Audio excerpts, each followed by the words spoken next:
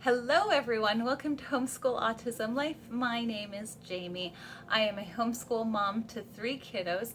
My son, who's 13, has autism spectrum disorder, and my 2 daughters are typically developing. I always trip over that word.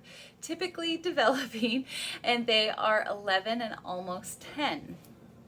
So this video today is about our homeschool 2021-2022 homeschool goals, our word, our verse, and our focus.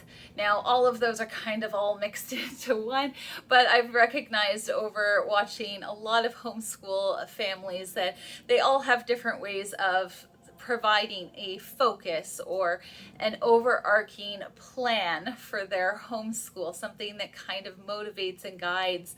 Otherwise, I feel like homeschool can get kind of loosey-goosey or all over the place, and it's nice to just have something to ground it or steer it. So I am going to be honest in the fact that this didn't come really easily for me. Last year it came like this. I knew exactly what I really wanted us to kind of focus on. And oddly enough, I didn't feel like I needed to change it too much, which is why my word for this coming homeschool year is the same as it was last year. It's intentional. For me, I'm being intentional about some different goals that I had. I will leave a link down below to when I shared 3 things that I was proud of our last homeschool year and 3 things that I wanted to improve on. And so those are really the goals that I have. The overarching goals that I have are those. And some of them I feel like they've been achieved, like organization, but now it's maintaining that organization. And I don't know if you recognize that in your homeschools, that sometimes the organization is just step 1 to maintaining it. So the one thing that I wanted to add to that list of goals is fun. And as I was looking through our photo album for this past homeschool year, I recognized that I had jam-packed in the first part of the year a lot of fun activities. We got pictures as astronauts. I had NASA badges. I had all sorts of fun activities. We made t-shirts for their homeschool. We did awesome stuff at the very beginning, and I think as the year progressed, my level of fun started to dwindle with my energy. And thankfully, we chose to use Gather Round Homeschool, so there was every 6 to 8 weeks a reinvigoration of our homeschool because we were doing a new unit, so you got a nice new book and new pages and stuff like that. And so I really want to make sure though that I spread out the fun a little bit more so that I don't get tired of doing some of those activities, that I stretch it out and make it a fun experience from beginning to end, not just packed at the beginning. And then I was going to say our verse. So one of the things that this one did come to me pretty fast, I will admit. Just looking up, I really want to instill a fun of learning for my kids, and I just was really interested to see what God says about enjoying the activity of learning. And this verse really hit my heart in the fact that I see a lot of his fingerprints in our homeschool already. So I'm just going to read it to you. Psalm 32 verse 8.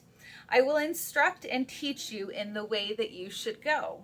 I will counsel you with my loving eye on you. And this verse hit me in a couple of different ways. If you don't know, if you haven't been watching my channel for very long, I felt like God had pushed me into homeschooling because it was literally the only way that was ever going to happen. It was something that was so foreign to me, and it wasn't something I've wanted to do. I'm not a second generation homeschooler. Like, there was no experience level there, and yet I was pushed into it. And that was literally God saying, Jamie, this is what I have planned for you, and you're not brave enough to take this leap, because I was not. And I can tell you that this is exactly where I'm supposed to be. I am so fulfilled doing this job, and it would never have been my first choice. And so I'm glad that he pushed me into it both times.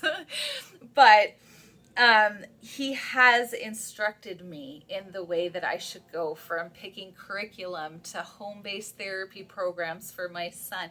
He has been there step by step, showing me which way. And then I will counsel you with my loving eye upon you.